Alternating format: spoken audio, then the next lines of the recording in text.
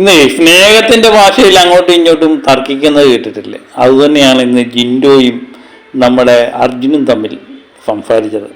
എനിക്ക് തോന്നുന്നു മറ്റു പലരും അതിൻ്റെ ഹാങ് ഓവർ ഒന്നും മാറിയിട്ടില്ല.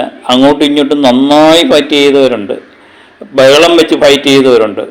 ഇപ്പം ഫൈറ്റ് ചെയ്യുക എന്ന് പറയുന്നത് ബഹളം വെച്ചുകൊണ്ട് ഫൈറ്റ് ചെയ്യുക എന്നുള്ളത് ബിഗ് ബോസിലെ ചിലരെങ്കിലും മനസ്സിലാക്കുന്നു എന്നുള്ളതാണ്. അങ്ങോട്ടും ഇങ്ങോട്ടും ഇടിയിട്ടാൽ മാത്രമേ ഫൈറ്റ് ആകത്തുള്ളൂ, ആൾക്കാർ ശ്രദ്ധിക്കത്തുള്ളൂ എന്നാണ്. പക്ഷേ ജിൻഡോയും അർജുനും അത് വേറെ ലെവലാണ് ചിന്തിച്ചത്. വളരെ സ്നേഹത്തിൻ്റെ ഭാഷയിലാണ് രണ്ടുപേരും ഫൈറ്റ് ചെയ്തത്. രണ്ടുപേരും നോമിനേഷന് വന്നു.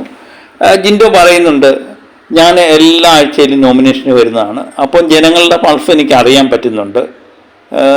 പക്ഷേ നീ കഴിഞ്ഞ പ്രാവശ്യം നോമിനേഷന് പോയില്ല, അതുകൊണ്ട് 2 ആഴ്ചയൊക്കെ തുടർച്ചയായിട്ട് നോമിനേഷനിൽ നിന്നൊക്കെ മാറി നിന്ന് കഴിഞ്ഞാൽ ജനങ്ങൾ ഒരുപക്ഷെ മറന്നു പോകും, അത് പൾസ് അറിയാൻ പറ്റാതാവും.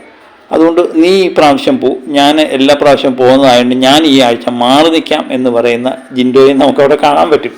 സ്നേഹം കൊണ്ട് പറയുകയാണ്, ഒരു ഫ്രണ്ടിനോടുള്ള സ്നേഹം കൊണ്ട് ഞാൻ പറയുകയാണ്, ജനങ്ങളുമായിട്ട് കൂടുതൽ അടുത്തില്ലെങ്കിൽ നമ്മളെ മറന്നു പോകും, അത് നിനക്ക് തന്നെയാണ് ദോഷം എന്ന് അർജുനത് ഉപദേശിക്കുന്ന ജിൻഡോയെ നമുക്കവിടെ കാണാം. അപ്പോൾ അർജുൻ പറയുന്നത്, ചേട്ടാ കഴിഞ്ഞ പ്രാവശ്യം ഞാൻ പോകാതിരുന്നത് എന്ന് പറയുന്നത് എന്നെ ആൾക്കാർക്ക് ഇഷ്ടമുള്ളത് കൊണ്ടാണ്, അവരാരും എന്നെ നോമിനേറ്റ് ചെയ്ത്, അതുകൊണ്ടാണ് ഞാൻ പോകാതിരുന്നത്.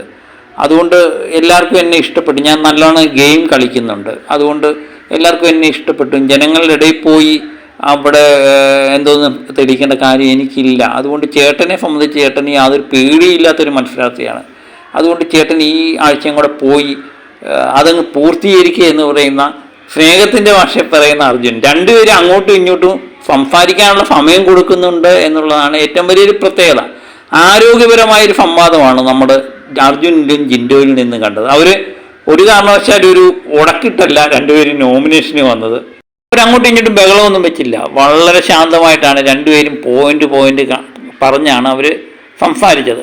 അതുപോലെ ഒരാൾ സംസാരിക്കുമ്പോൾ മറ്റാളെ ഇടയ്ക്ക് കീറുകയോ അങ്ങനെ സംസാരിക്കുകയോ ഒന്നും ചെയ്തില്ല. ഞാൻ പറഞ്ഞ ആരോഗ്യപരമായൊരു സംവാദം തന്നെയാണ് നടന്നത്. പിന്നെ രണ്ടുപേരും പിന്മാറാൻ തയ്യാറാകാത്തതുകൊണ്ട് ബിഗ് ബോസിൻ്റെ ഒരു റൂൾ അനുസരിച്ച് രണ്ടുപേരും നോമിനേഷന് വന്നു എന്നുള്ളതാണ്.